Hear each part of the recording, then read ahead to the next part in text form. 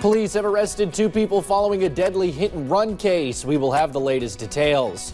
Parts of the Midwest continue to deal with the powerful spring snowstorm. We will show you some of the hardest hit areas. And a popular theater recently taken over by the city of Pikeville is getting a new name. Dedicated to Eastern and Southern Kentucky, this is WYMT Mountain News This Morning.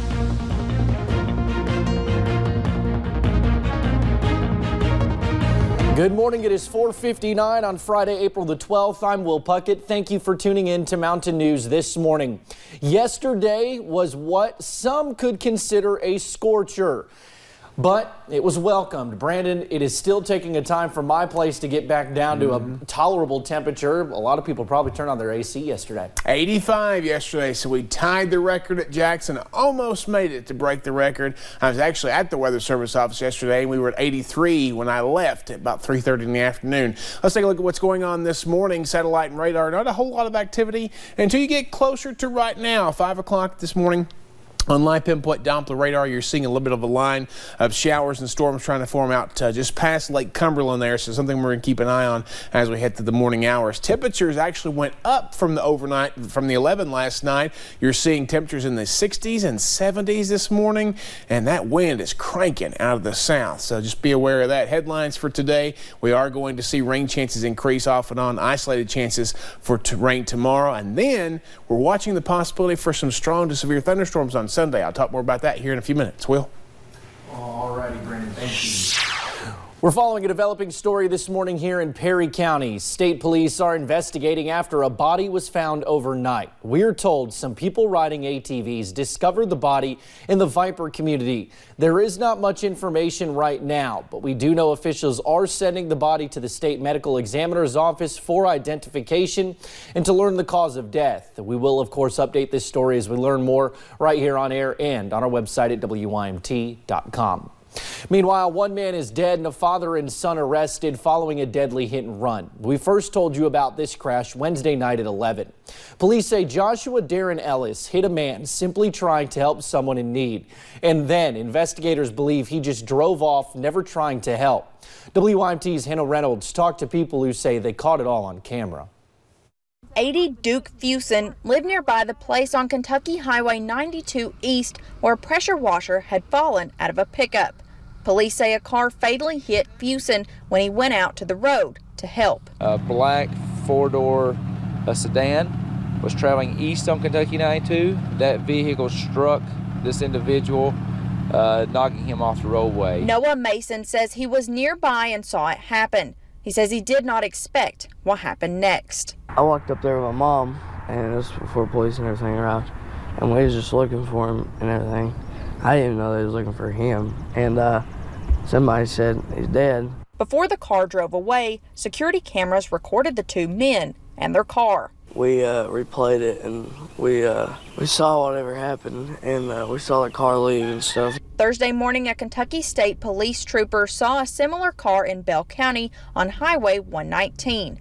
Police questioned the 2 in the car, 34-year-old Joshua Darren Ellis and his 15-year-old son.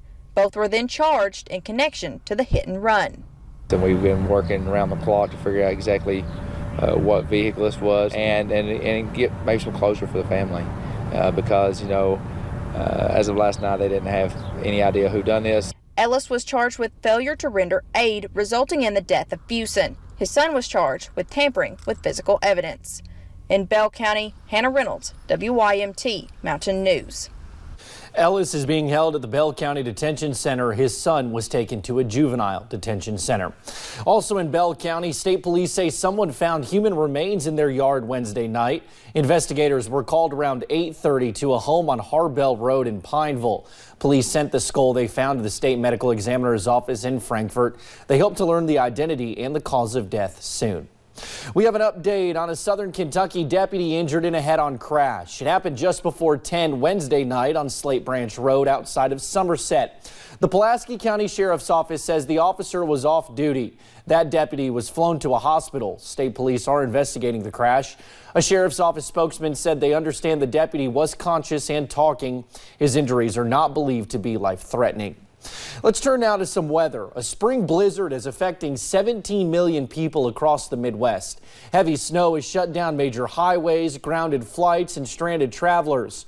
Some areas could see nearly 2 feet of snow before the storm ends later today. Parts of 6 states are under blizzard warnings. Well, those attending this year's Hillbilly Days Festival have the opportunity to fly with the Air National Guard. Well, sort of. The Kentucky Air National Guard is set up on Pike Street, providing information about the Air National Guard. People can stop by the booth to participate in a flight simulation and to play time-sensitive games. Master Sergeant Benjamin Sewell says it is an experience. We're here promoting the Kentucky Air National Guard. We have a flight simulator over there, some games. In that flight simulator, they can fly a bunch of different types of aircraft from any airport in the world. We're just out here talking about the opportunities in the Air National Guard, such as tuition assistance and some job opportunities, a little bit about the mission, what we do, and just provide some opportunities out here to Eastern Kentucky. Sewell encourages people to drop by the booth to participate in the simulator. Jenny Wiley Theater in Pikeville is getting a new name. City officials approved that Wednesday night.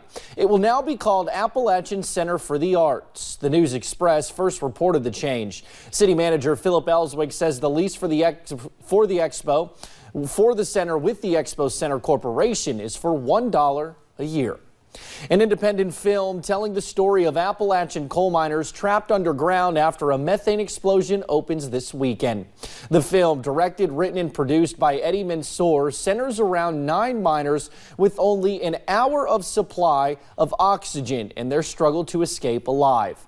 The thriller is opening on limited screens, but will be shown in several theaters in Eastern Kentucky, including Hazard, Pikeville, and Benham. Well, thank you for getting your day started with us right here on Mountain News this morning. Coming up, it is one of America's great comfort foods, and we're celebrating the tasty creation. That looks delicious, and after a summer-like day yesterday, it's still a very mild morning. Rain chances are back in play not only today, but through the weekend. I'll have all the details in about 3 minutes.